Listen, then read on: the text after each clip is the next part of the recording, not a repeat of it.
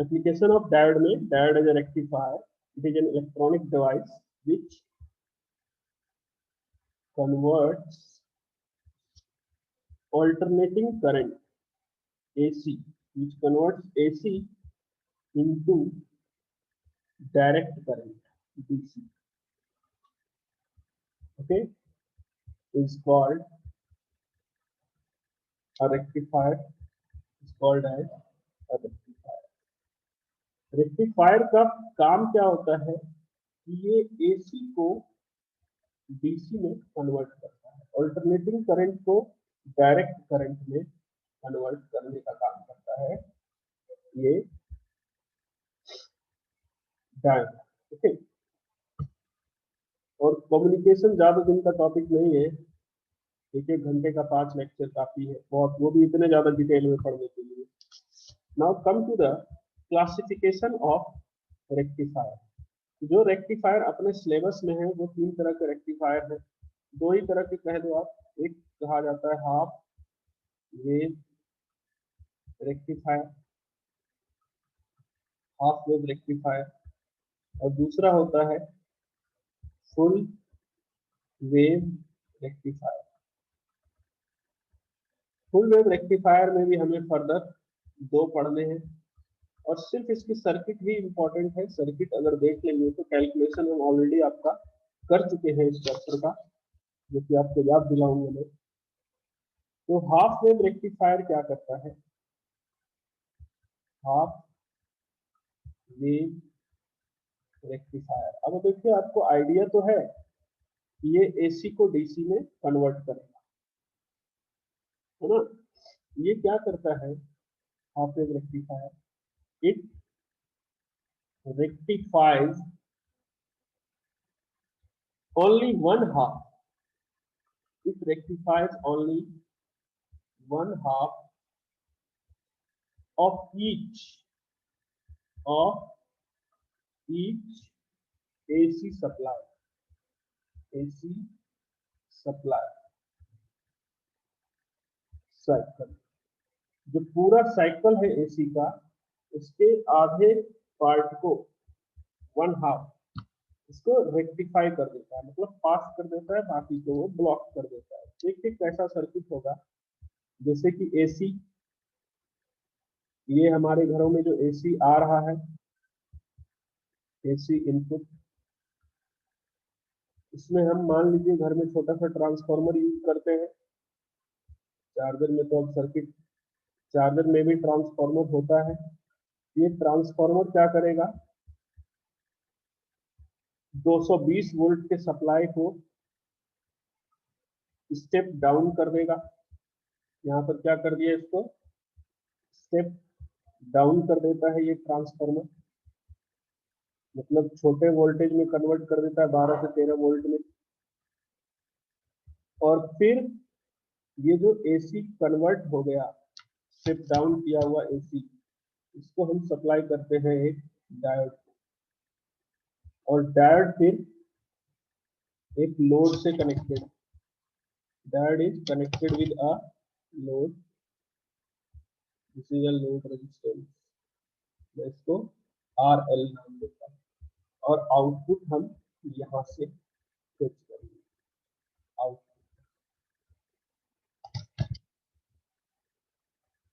तो आप सोचो कि जो इनपुट है वो कैसा इनपुट है, तो डेफिनेटली एसी है, ये एसी इनपुट है।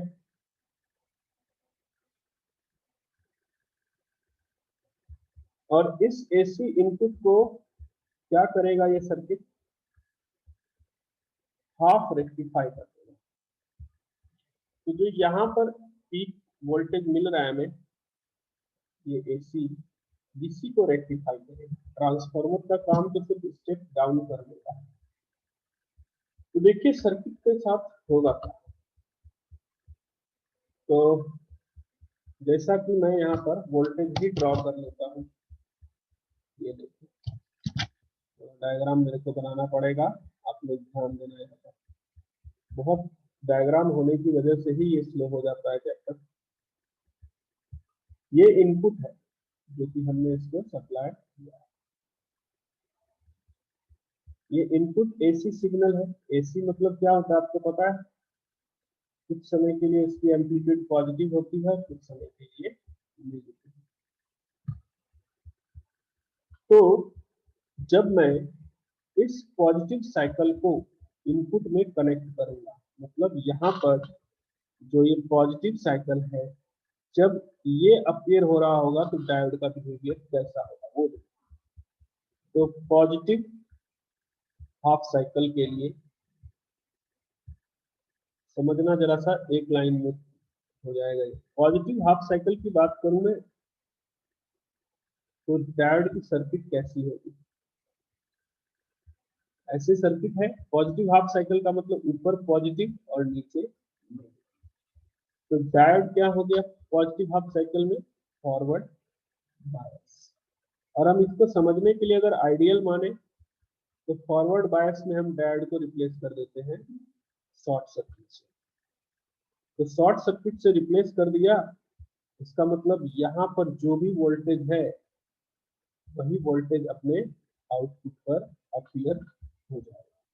इसका मतलब पॉजिटिव हाफ साइकिल में जो मेरे को आउटपुट मिलेगा, आउटपुट वोल्टेज, वो क्या मिलेगा? पूरा का पूरा जैसे जैसे इनपुट वोल्टेज वेरी कर रहा है वैसे वैसे मेरे को आउटपुट यहाँ पर मिल जाएगा in the first positive half cycle. इसके बाद देखो कि नेगेटिव हाफ साइकिल में क्या होगा। देखिए नेगेटिव हाफ साइकिल की मैं बात करूं तो सर्किट कैसा होगा? ये डायोड है, ये रेजिस्टेंस है, और इसके साथ वोल्टेज अब ऐसी वाली पोलैरिटी है। तो अब डायोड क्या हो गया? रिवर्स बायस हो गया।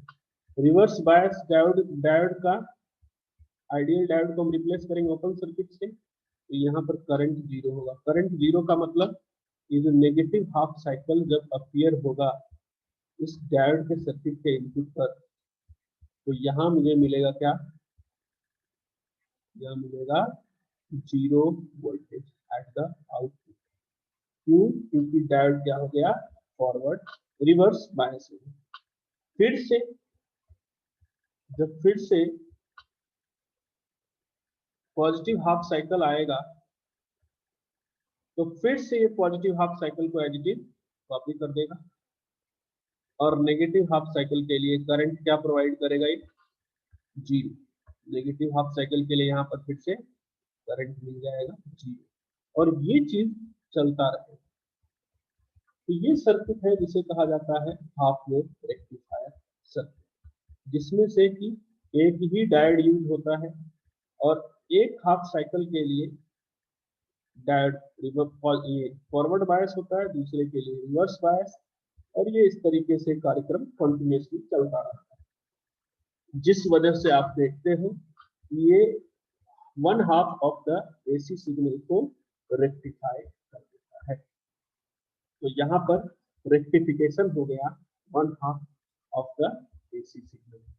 ये इनपुट था और ये कुछ ओमेगा टी टाइम मान लो आप, और ये आउटपुट आपको मिल रहा है। यहाँ पर जो डायोड है वो फॉरवर्ड बायस में है, और यहाँ जो डायोड है इस रेंज में reverse bias. Half of the AC signal is rectified. इसके बाद देखो ये एसी से डीसी में तो कन्वर्ट हो गया। डीसी का मतलब क्या होता है? Single polarity. और उसके बाद इसको बहुत सारे और भी सर्किट लगते हैं जिससे आपको काम का नहीं। तो देखिए होगा क्या कि जैसे कि अब इस सर्किट को एक बार मैं यहाँ पर बना लेता हूँ, एक second.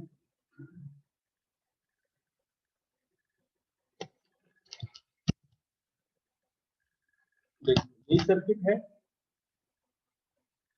This is the circuit we have. Now what is happening